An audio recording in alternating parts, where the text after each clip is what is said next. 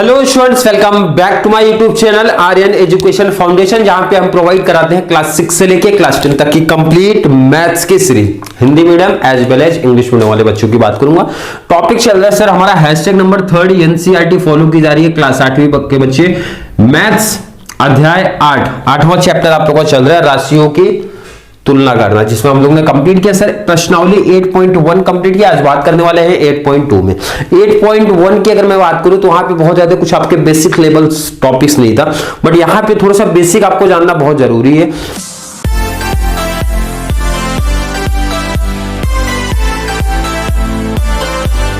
अगर कॉन्सेप्ट बहुत अच्छे तरीके से समझना है तो पहला तो हर एक बच्चे को ना प्रतिशत निकालने आना चाहिए। क्या सर निकालने आना चाहिए?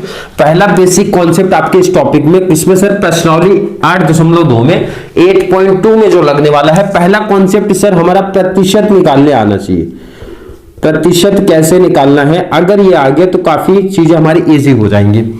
सेकेंड कॉन्सेप्ट की जब मैं बात करता हूं सर, आपको पता होना चाहिए आपका बट्टा क्या होता है, बट्टा निकाला कैसे जाता है, बट्टा निकाला कैसे जाता है, क्लियर। 2 थर्ड हमारा सर कि जीएसटी क्या होता है। जीएसटी जिसके बारे में कुछ बच्चों को शायद से सुना होगा, या तो सुना तो हर एक बच्चे ने, मुझे जहां तक पता होगा, या फिर वैट होता है, वैट या फिर सेल्स टैक्स, इसकी जानकारी होनी चाहिए। वैट का फुल फॉर्म होता है वैल्यू एडेड टैक्स। चलिए इसके बाद में करेंगे। मेन इंपॉर्टेंट जो कहानी हमारी है, पहला टॉपिक सर प्रतिशत कैसे निकालोगे, सेकंड बट्टा का कॉन्सेप्ट करते हैं। इसका आगे के पार्ट में एक दो एग्जांपल में है तो वहां उसकी बात कर लेंगे। आज जो मेन कॉन्सेप्ट हमारा है सर, मतलब बेसिक आप समझो प्रतिशत कैसे निकालोगे। आपने सुना रहेगा कि सर पेट्रोल का प्राइस, पेट्रोल की कीमत में 10% की वृद्धि हुई, तो भाई कितने की वृद्धि हुई, कितने का इंक्रीमेंट हुआ, निकाल सकते हो क्या? चलिए निकालना सीखते हैं। कोई भी एक एग्जांपल लेते हैं। पेट्रोल का प्राइस मान के चलो कितना रुपए था सर, 110 रुपए था, और बोला गया पेट्रोल का जो प्राइस है, पेट्रोल की कीमत में ना 10% का इंक्रीमेंट हुआ। कितने प्रतिशत का? तो 10% का। कोई आपसे बोले कि भाई वृद्धि कितना हुई, या वो बता दो, वृद्धि बताओ कितने का हुआ। आपसे तो प्रतिशत बोला गया ना भाई, इतने प्रतिशत की वृद्धि हुई, तो अमाउंट बताओ, रुपए में बताओ कितने रुपए का वृद्धि हुआ, वो चीज आप बता दो। चलिए सर, पेट्रोल का कीमत क्या था, 110 रुपए, गुणे कितना प्रतिशत, 10% होता है। कितना प्रतिशत सर? 10% मीन्स होता है आपका बटे में 100, 0 से 0 कैंसिल, 0 से 0 कैंसिल, इट मीन्स ₹11। 11 रुपए का क्या होता है? 11 रुपए का वृद्धि हुआ। ये तो हो गया सर। अगर मैं आपसे पूछूं कि पेट्रोल की नई कीमत बता दो कितना है, तो सर ये तो आसान से भाई, 110 पहले से था, 11 रुपए का वृद्धि हो गया है। 110 पहले से था, 11 वृद्धि हुआ, तो मैं प्लस कर दूंगा, 121 रुपया नई कीमत हो गई है। प्रतिशत निकालने, आई होप हर एक बच्चे को थोड़ा सा समझ में आए कि सर क्या कर रहे हैं हम लोग। क्लियर है क्या? प्रतिशत निकालना मतलब जिसका प्रतिशत बोलते हैं गुणे 10%। प्रतिशत मीन्स होता है बटे में 100 करना है, और जो 0 0 कैंसिल होता है कर दिया करो, गुणा भाग करना है, आ जाना चाहिए, तो आराम से प्रतिशत हमारा आता है। मेन कॉन्सेप्ट प्रतिशत का एक छोटा सा कॉन्सेप्ट है, प्रतिशत का काम यहां भी लगने वाला है, यहां भी सीखेंगे। मेन कॉन्सेप्ट ये है हमारा बट्टा, कि बट्टा की कहानी समझो। बट्टा निकलता कैसा, बट्टा होता क्या है, अंकित मूल्य क्या होते हैं हमारे सर, क्रय मूल्य क्या होते हैं हमारे, विक्रय मूल्य क्या होती है, इसका कहानी आपको समझना पड़ेगा। देखो एक तो बहुत सिंपल सी कहानी है। जब हम लोग कोई सामान खरीदने जाते हैं, आप लोग भी मार्केट से, बाजार से गए हो रहोगे खरीदने, क्लियर है। जब दुकान से हम लोग खरीदने जाते हैं तो देखो ये टी शर्ट मैंने खरीदा, तो इस पे देखो प्राइस का टैग लगा होता है। आप लोग को पता होगा, कोई कपड़े लेने जाते हो, कोई सामान लेने जाते हो, तो प्राइस का टैग लगा हो, तो पहले हम लोग क्या चेक करते हैं, एमआरपी कितना है सर, अंकित मूल्य कितना कितना लिखा है। तो दुकानदार से पूछते हैं भाई कुछ डिस्काउंट है क्या इस पे, तो सामने वाला बोलता है 5% का डिस्काउंट है, 10% का डिस्काउंट है। तो ध्यान से सुनो, जो प्राइस वहां पे लगा हुआ था ना, जो प्राइस वहां पे लिखा हुआ है, मतलब उसको बोलते हैं क्या सर, अंकित मूल्य बोलते हैं। क्या बोलते हैं? अंकित मूल्य बोलते हैं, अंकित मूल्य। अब सपोज मान के चलो कि ये टी शर्ट की प्राइस कितना अंकित मूल्य लगा हुआ था सर, 500 रुपए, तो ये उसको मैं बोलूंगा अंकित मूल्य टी शर्ट का 500 रुपए हो गया। तो दुकानदार से मैंने पूछा भाई डिस्काउंट कुछ मिलेगा क्या, डिस्काउंट कुछ मिलेगा क्या? तो सर डिस्काउंट को ही यहां पे बोला गया है बट्टा, तो सामने वाले ने बोला भाई 10%, कितना प्रतिशत सर? 10% मिलेगा। तो 10%, चलो इसको 10 नहीं 8 कर दो। काफी बच्चे बोलेंगे सर इजी प्रतिशत आप ले लो, 8%। उसने बोला 8% मिलने वाला है डिस्काउंट। तो ये तो उसने बताया सर बट्टे की दर कितना है। क्या बताया सर? बट्टे की दर, ये नहीं बताया कितना रुपया। उसने बोला कि भाई 8% मिलेगा, तो उसको बोलते दर। तो बट्टे की दर कितना सर? 8%। मैं आपसे पूछूं, बताओ भाई रुपए में बताओ बट्टा कितना मिला आपको, तो सर आसानी से कर सकता हूं। और इतना तो पता होना चाहिए, सामान लेने जाते हो तो पता होना चाहिए कि नहीं। मैथ्स पढ़ रहे हो तो बेसिक नॉलेज होनी चाहिए सर। आप खुद से कैलकुलेशन कर सकते हो, कैसे निकलेगा सर? आराम से हो जाएगा सर। ये 500 पे ना 8% निकालूंगा। प्रतिशत मतलब आपने बताया बट्टे में 100 होता है। यहां पे हम लोग ने सीखा भाई प्रतिशत मींस होता है बट्टे में 100। 0 0 से 0 कैंसिल, 8 पंचे होता है ₹40। 40 रुपए का छूट मिलेगा हमको, 40 रुपए हमारा बट्टा हो गया। तो दुकानदार टी शर्ट मेरे को कितने रुपए में देगा सर? टी शर्ट था 500 रुपए में, अंकित मूल्य था। अंकित मूल्य कितना था सर? 500 रुपए था। बट्टा मतलब इतने का छूट दे रहा है भाई, डिस्काउंट दे रहा है मेरे को। कितने का सर? 40 का। तो 500 में से 40 घटा दो सर, 460 रुपया दुकानदार को देना पड़ेगा। कितने में टी शर्ट मिलने वाला है सर? ₹460 में मिलेगा। क्लियर समझा क्या? बिल्कुल क्लियर। अब मैं आपसे पूछूं भाई बट्टा ये निकाला कैसे? सर मैंने 500 का प्रतिशत निकाल दिया, हो गया मेरा आंसर। क्या किया सर मैंने? 500। तो मैं आपसे पूछे 500 रुपए क्या है? 500 रुपए क्या है? तो सर ये 500 रुपए हमारा अंकित मूल्य है। अंकित मूल्य है मतलब सर मैंने ना अंकित मूल्य गुणे किया 8%। 8% मैंने बोला 8% क्या है आपका सर? बट्टे का दर है। तो मैंने लिख दिया सर बट्टे का दर। बट्टे का दर फॉर्मूला मेरा रेडी हो गया। ये फॉर्मूला भी बन गया।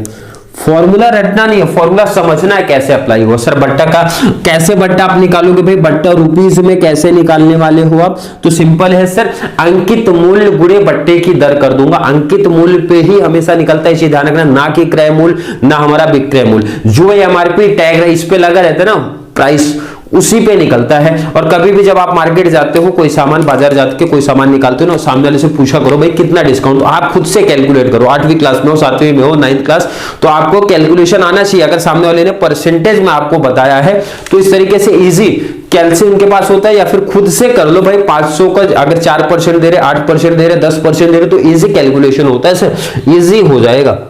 क्लियर है क्या हर एक बच्चे को? बिल्कुल सर। चलो लेकिन एक और एग्जांपल लेते हैं, 1 से 2 एग्जांपल और लेते हैं ताकि ये कॉन्सेप्ट और बेस्ट तरीके से, अच्छे तरीके से समझ में आ जाए। चलो आपके टेक्स्ट बुक का एग्जांपल लिखता हूं मैं। टेक्स्ट बुक में एक छोटा सा एग्जांपल है सर, ₹120 अंकित मूल्य वाली एक पोशाक जिसपे 20% का बट्टा मिलता है। जिन बच्चों के पास टेक्स्ट बुक है, पेज नंबर 129 की बात हो रही है, आपके एग्जांपल का पिकअप किया हूं। अंकित मूल्य दिया, ध्यान से देखो, बहुत आसान से टॉपिक है हमारे। अंकित मूल्य सर हमको दिया है ₹120 और बोल रहे जो आपका बट्टा का दर है, बट्टा का दर है बोले 20% है, 20% है। तो बोले विक्रय मूल्य बता दो भाई कितना है। विक्रय मूल्य जैसा इसी को बोलते हैं विक्रय मूल्य। इसी को क्या बोलते हैं सर? विक्रय मूल्य बोलते हैं। 460 जो निकाला ना उसी को बोलते हैं। अब ये आपका टेक्स्ट बुक का सम लेते हैं, बहुत सिंपल सा टॉपिक। देखो यहाँ पे सिंपल सा क्या है से, अंकित मूल्य 120 है, बट्टे की दर मैंने आपसे पूछा कितना दिया है, आप बोल लो सर 20%। तो मैंने पूछा बट्टा कितना, भाई डिस्काउंट कितने का मिला वो आप हमें बताओ। सर बट्टा इक्वल टू बट्टा किस पे निकलता है सर? अंकित मूल्य 120 गुणे 20% करूंगा, 0 0 0 0 कैंसिल, 12 गुणे 2 होता है 24 रुपए का छूट मिला। तो मैं आपसे पूछ रहा हूं 120 रुपया क्या है? ये जो आपने लिखा है 120 क्या है सर? ये हमारा अंकित मूल्य है। तो फॉर्मूला बना दो आप, अंकित मूल्य गुणे ये 20% आपने कहां से लिखा है सर? तो 20% होता है सर हमारा बट्टे का दर है। तो मैंने यहां पे लिखा बट्टा का दर। फॉर्मूला याद हो गया, फॉर्मूला समझ भी गया सर कैसे अप्लाई हो रहा है कि मतलब जब बट्टे की बात होती है, बट्टा बराबर अंकित मूल्य पे हमेशा निकलेगा, इसी ध्यान रखना।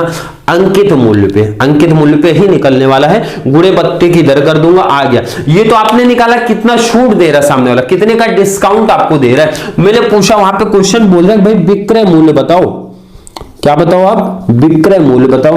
तो मैंने बोला बहुत आसान सा आंसर है, अंकित मूल्य कितना है भाई? 120 है। माइनस कर दूंगा 24 रुपया हमको छूट मिला है, माइनस कर दूंगा सर 96 रुपीज, ये 96 का मेरे को क्या मिला? विक्रय मूल्य मिला। क्लियर है कि नहीं? सर बिल्कुल है सर। अब एक क्वेश्चन का मैंने आंसर दूंगा, आप ये अंकित मूल्य, ये 120 क्या है सर? अंकित मूल्य है भाई। 120 अंकित मूल्य है, तो आप 120 की जगह पे अंकित मूल्य लिख दो ना। माइनस ये 24 क्या है सर? 24 तो मेरा बट्टा है, 24 तो मेरा बट्टा है, मतलब विक्रय मूल्य का भी देखो फॉर्मूला आपके सामने दिख गया। सॉरी,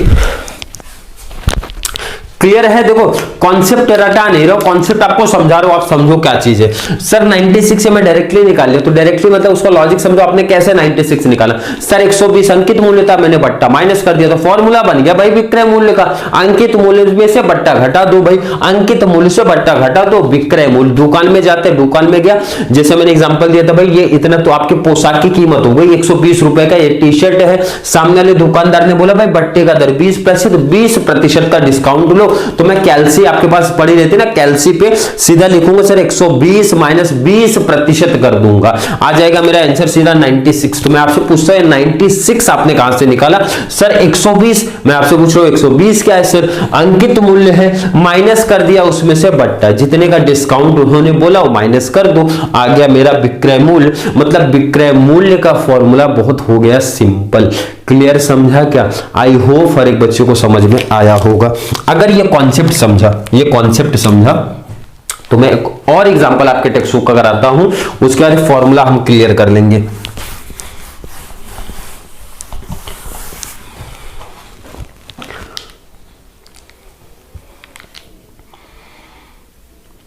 ₹750 अंकित मूल्य वाले एक जोड़ी जूते, जूता कितने का सर? 750 का। ध्यान से देख लो, जूता है सर 750 का, जिसको हम लोग क्या बोलते हैं सर? ये मेरा है अंकित मूल्य। क्या है सर? अंकित मूल्य। डिस्काउंट बट्टा बोल रहे 20% ले लो। बट्टा कितने का सर? बट्टा है सर 20% का बट्टा बोल रहे। इजी टॉपिक है क्या सर? बिल्कुल है, निकाल सकते हैं, बट्टा निकाल सकते हैं। कॉन्सेप्ट क्लियर है सर? मैंने आपसे पूछा ये बट्टे की दर है, बट्टा मत लिखा करो भाई, बट्टे की दर है। जब प्रतिशत होता है बट्टे की दर होता है, प्रतिशत नहीं होता है, प्रतिशत से निकाला मैंने अमाउंट, ये होता है बट्टा। कहीं भी ध्यान रखना, प्रतिशत जुड़ता है तो हिंदी मीडियम वाले दर होता है, उस चीज का दर है वो। क्लियर है? अमाउंट में है तो बट्टा है। मैंने आपसे पूछा चलो भाई बता दो बट्टा कैसे निकालोगे? सर आसान है, याद भी हो गया, समझ में भी आ गया। अंकित मूल्य पे बट्टे की दर कर दूंगा, बट्टे की दर आ जाएगा। अंकित मूल्य सर 750 है, गुणे कर दूंगा 20% बटे, प्रतिशत मीन्स होता है सर बटे में, 100 कर दूंगा, 0 0 यहाँ कैंसिल, 0 0 यहाँ कैंसिल, 75 गुणे 2 हमारा होता है 150। इसका मतलब सर बट्टा हमारा आ गया 150। कितना आ गया? बट्टा आया सर 150। 750 का दुकानदार ने बोला कि 750 के जूते हैं। मैंने बोला ठीक है भाई, डिस्काउंट क्या दे रहे हो, बट्टा क्या दे रहे हो? उन्होंने बोला 20%। तो मैथ्स आता है, तो मैंने बोला 750 का 20% निकालता हूं सर। 750 का 20% निकाला 150। मैंने बोला 150 रुपया नहीं देना है, क्योंकि बट्टा मीन्स होता है छूट दे रहा है, डिस्काउंट दे रहा है हमें। तो 750 से 150 रुपया निकाल दिया, कितना होता है सर? 600। तो मतलब दुकानदार को मैं 600 रुपए दूंगा, मतलब खरीद रहा हूं, दुकानदार से खरीद रहा हूं। तो भाई खरीदने को क्या बोलते हैं? ध्यान से देख लो, खरीदने को सर बोलते हैं विक्रय मूल्य। क्या बोलते हैं? ध्यान से देख लो, बहुत इजी टॉपिक। विक्रय मूल्य बराबर मैंने कैसे किया सर? अंकित मूल्य जो है मेरा, अंकित मूल्य माइनस बट्टा किया, अंकित मूल्य माइनस बट्टा किया। अंकित मूल्य कितना है सर मेरा? 750 माइनस 150 नहीं देना है भाई, 600 रुपए दूंगा, मतलब 600 रुपए मेरा अंकित विक्रय मूल्य हुआ। क्लियर है कॉन्सेप्ट? आई होप हर एक बच्चे का कॉन्सेप्ट यहां तक क्लियर है। क्लियर है क्या? बिल्कुल क्लियर है सर, आसानी सा कॉन्सेप्ट है। अब इसको थोड़ा सा मैं रफ करता हूं।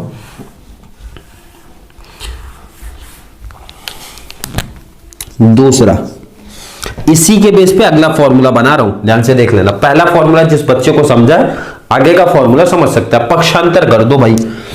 मैंने बोला यहां पे आप लिख दो विक्रय मूल्य बट्टा, यहां पे क्या है सर? माइनस है, पक्षांतर करो भाई, यहां लेके आओ, माइनस है तो सर यहां आएगा प्लस हो जाए, बट्टा बराबर अंकित मूल्य। बहुत बेसिक चीजें आपको बता रहा हूं, ये सब क्लियर है ना। 8.2 खुद से कर पाओगे अगर कॉन्सेप्ट क्लियर है तो।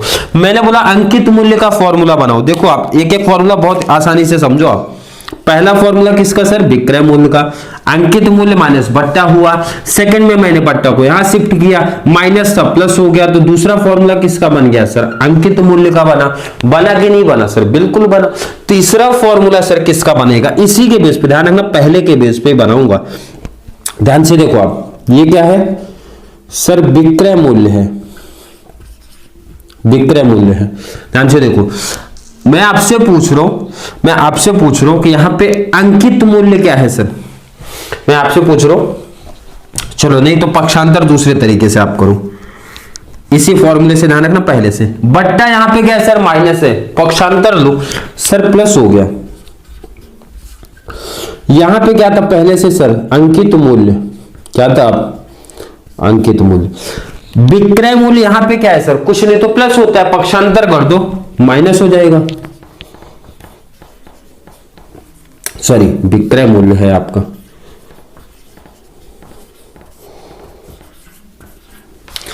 मतलब एक फॉर्मूले से आपने कितना फॉर्मूला बना लिए सर, दो और फॉर्मूले मैंने बना लिए, और इसी के बेस पे ये किसका फॉर्मूला सर, बट्टा का।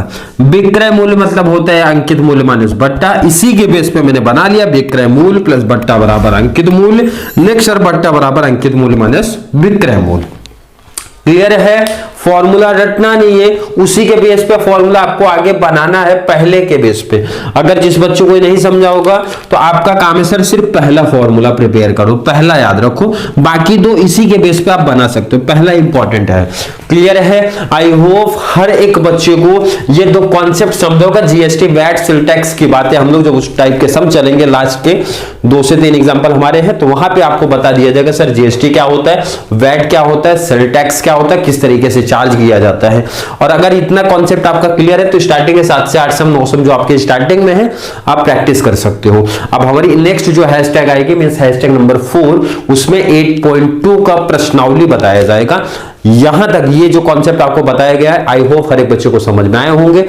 अगर कॉन्सेप्ट पूरी तरीके से क्लियर है तो वीडियो को लाइक कर देना, अच्छे कमेंट ऐड करो, और जितना ज्यादा पॉसिबल हो सके चैनल का लिंक 8वीं क्लास के हिंदी मीडियम वाले बच्चों को शेयर करते रहो, ताकि उनको 9th क्लास में बहुत अच्छे तरीके से, जैसे आपको 8वीं क्लास के कुछ टॉपिक्स मिल रहे हैं वैसे 9th क्लास का कंप्लीट मैथ्स का सीरीज आपको मिल जाए। मतलब कंप्लीट टॉपिक्स आपको इसी चैनल पे करा के दे दिया जाएगा। या फिर किसी बच्चों को थोड़ा सा भी डाउट कंफ्यूजन अगर क्रिएट होता है कमेंट में ऐड कर देना, सर कौन सा टॉपिक कौन सा क्वेश्चन आपको कॉन्सेप्ट नहीं समझा है, उसके ऊपर नेक्स्ट वीडियो में हम लोग बात करेंगे। तो चलिए मिलेंगे नेक्स्ट क्लास में, तब तक के लिए थैंक यू सो मच।